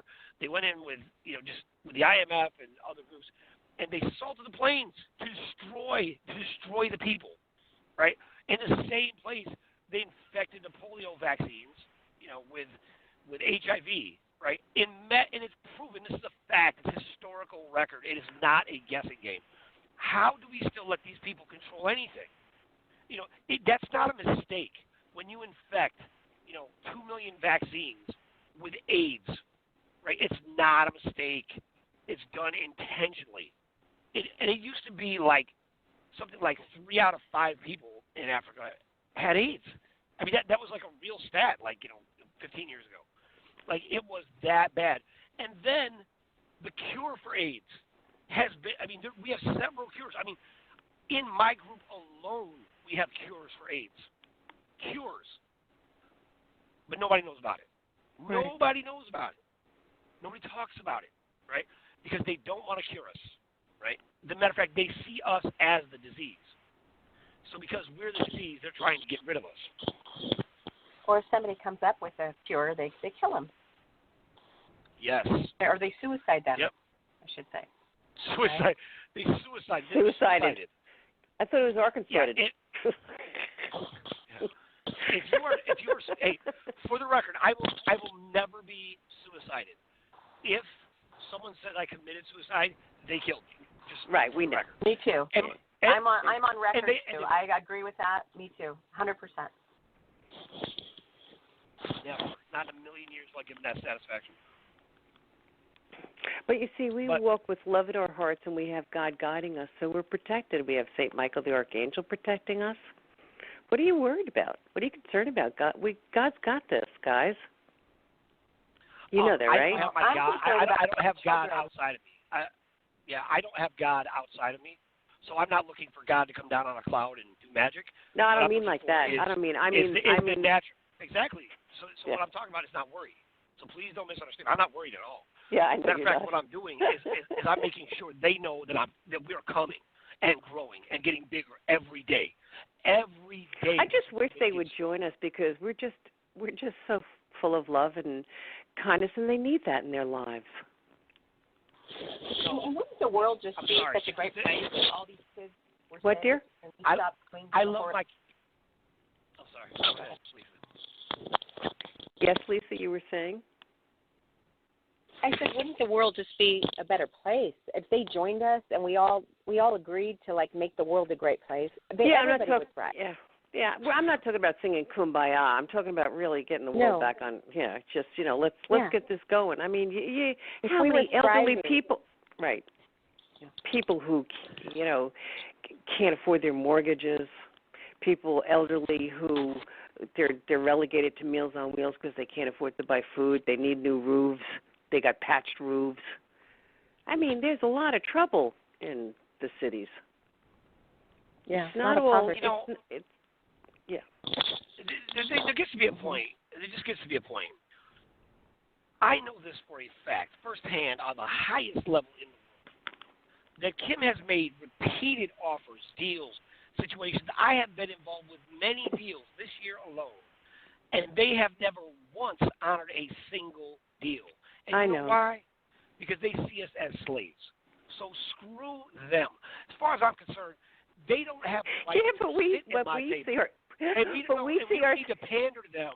We don't need to pander to them and pretend like, look, you know what? Let's all just give up here. Because I love humanity, and you have failed to do that. What I will do is I believe in being merciful. I believe in being merciful. I believe in in really being compassionate that they went through these hard times when they were kids.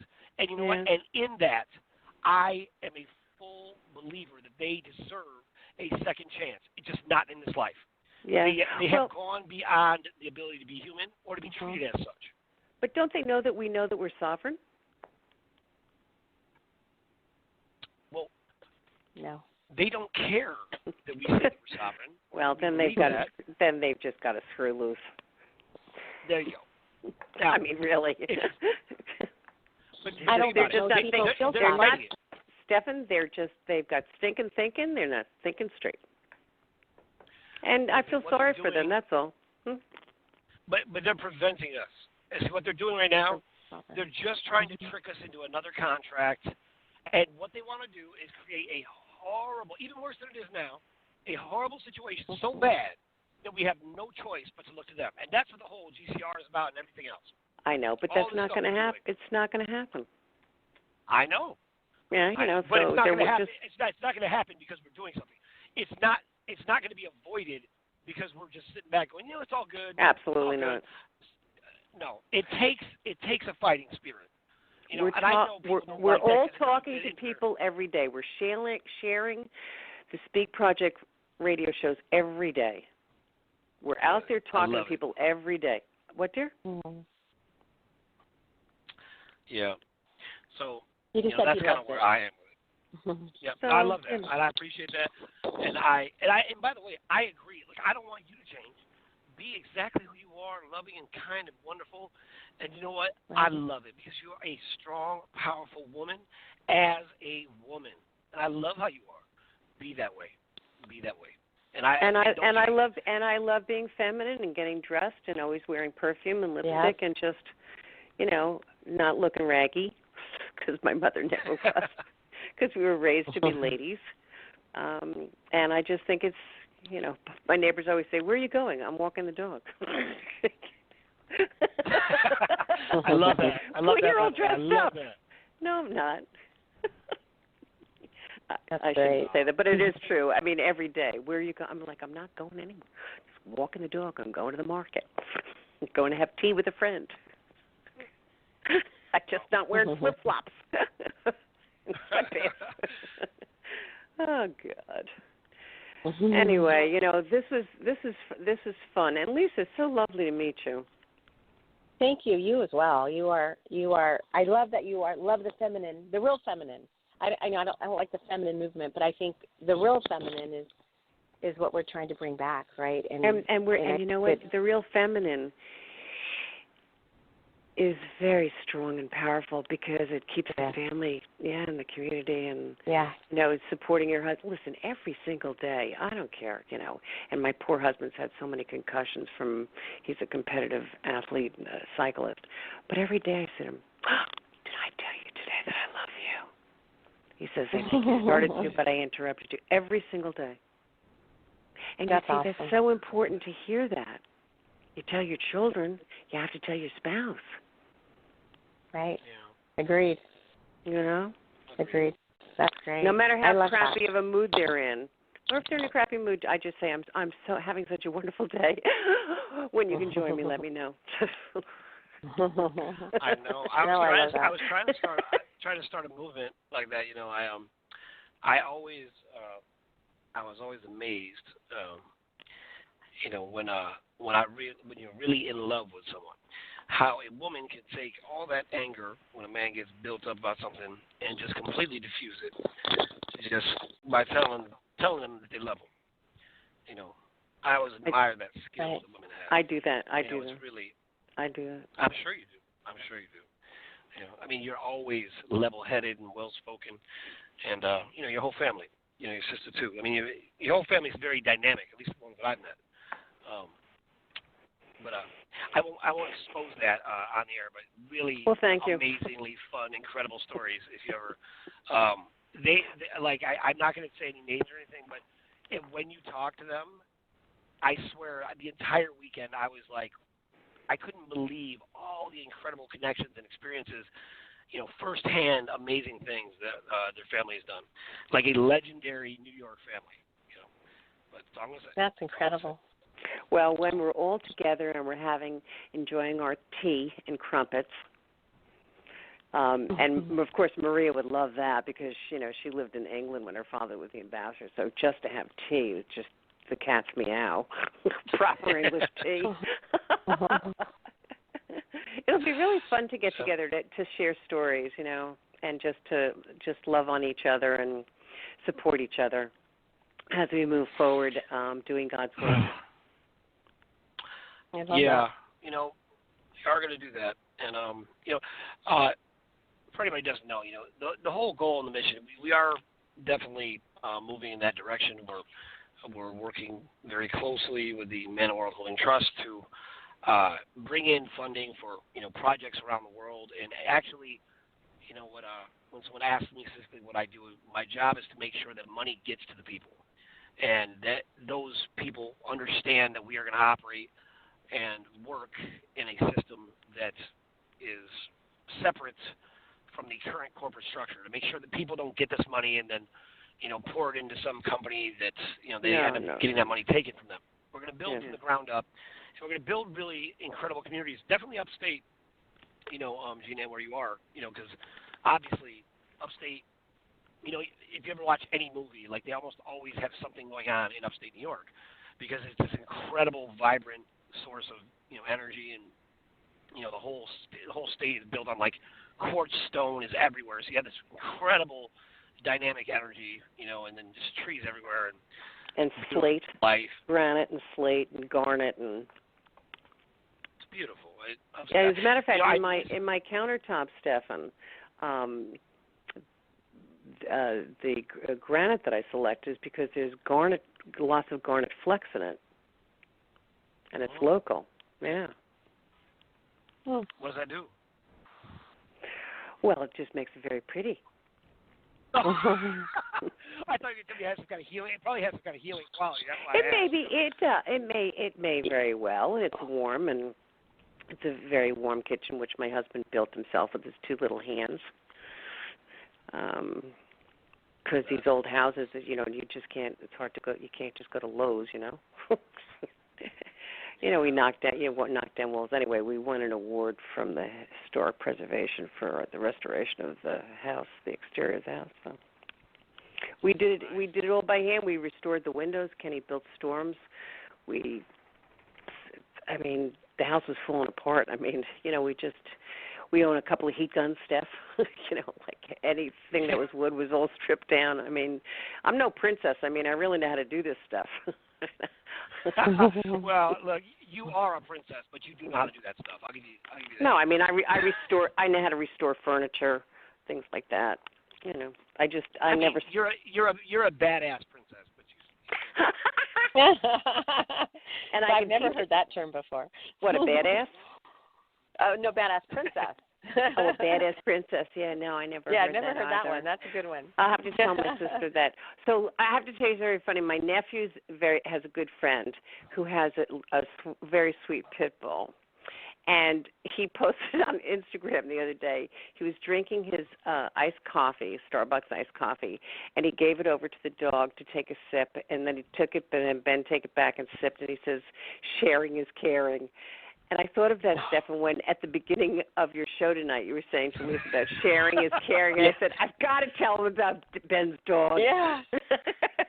Because it is a really corny saying. I hate even saying it, but, you know, there's some truth to it as well. So. Sharing is caring. Oh, my God. You know.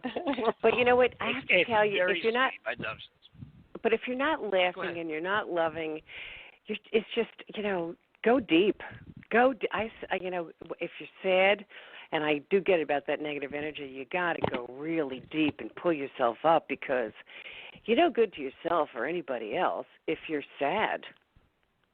I'm not talking about if your dog died. I'm talking about, you know, just life stuff, you know.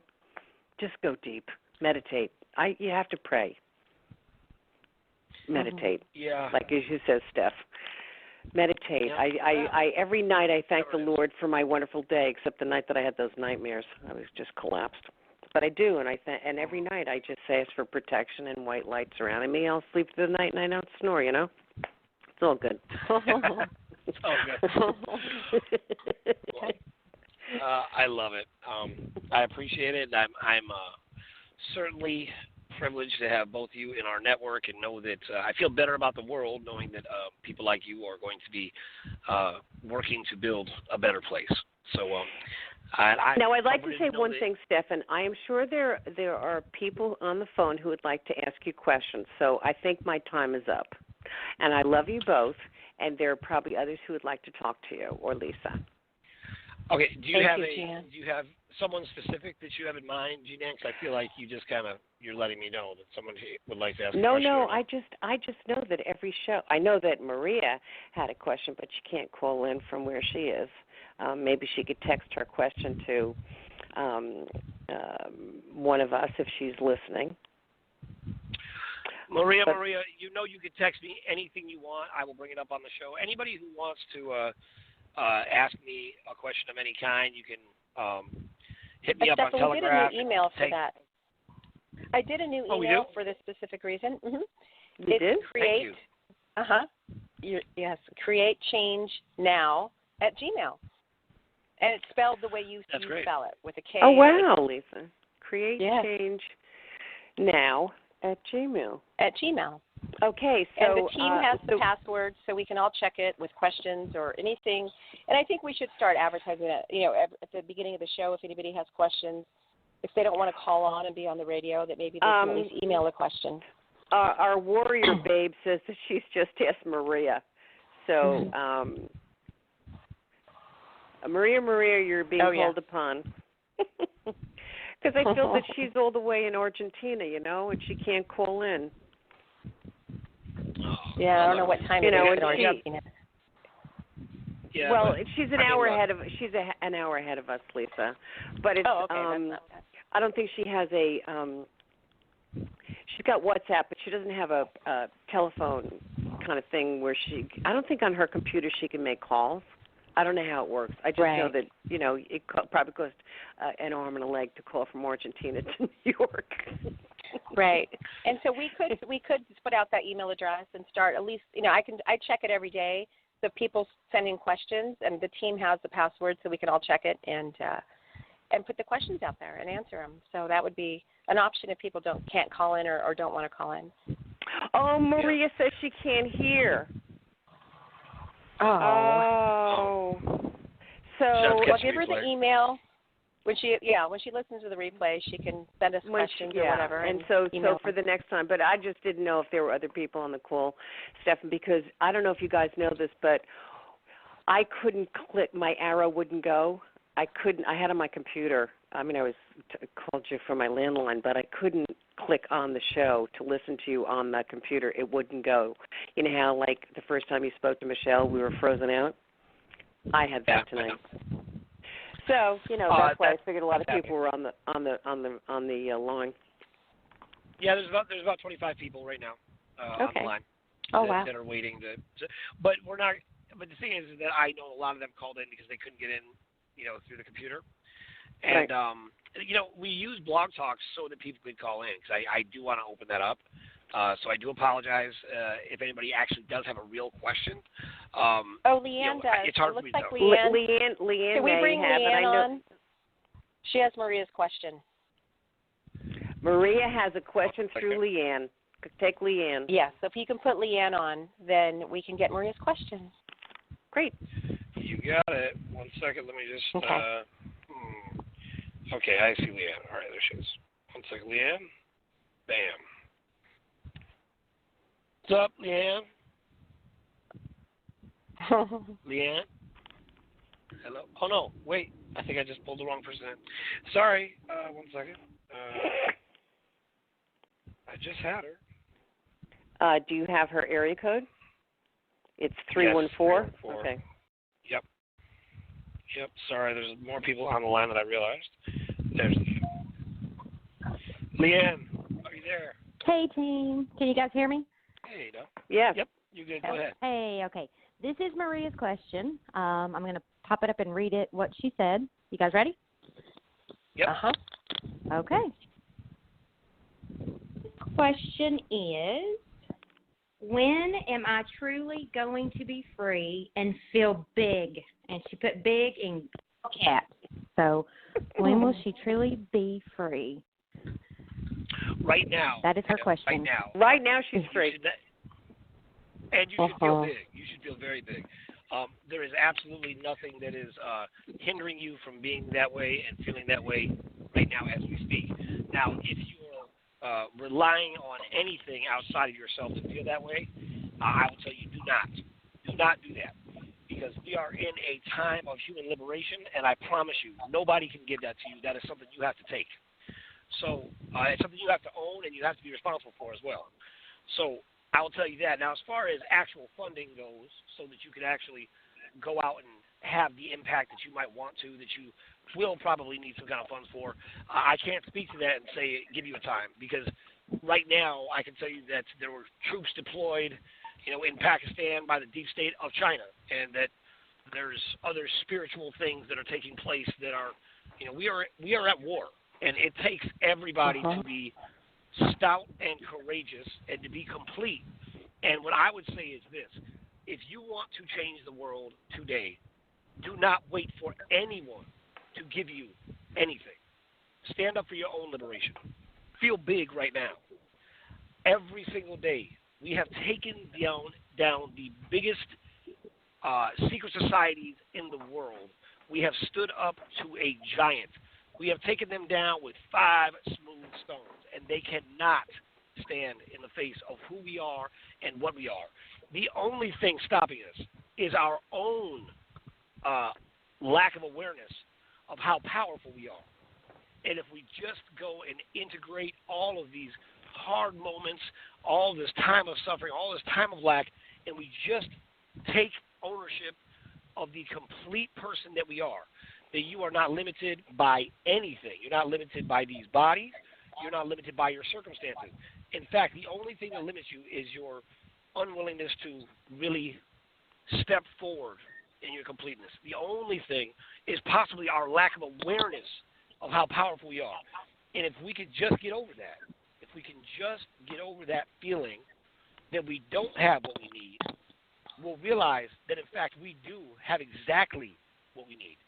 And that is where all of our power lies. And it is not in someone else giving us something.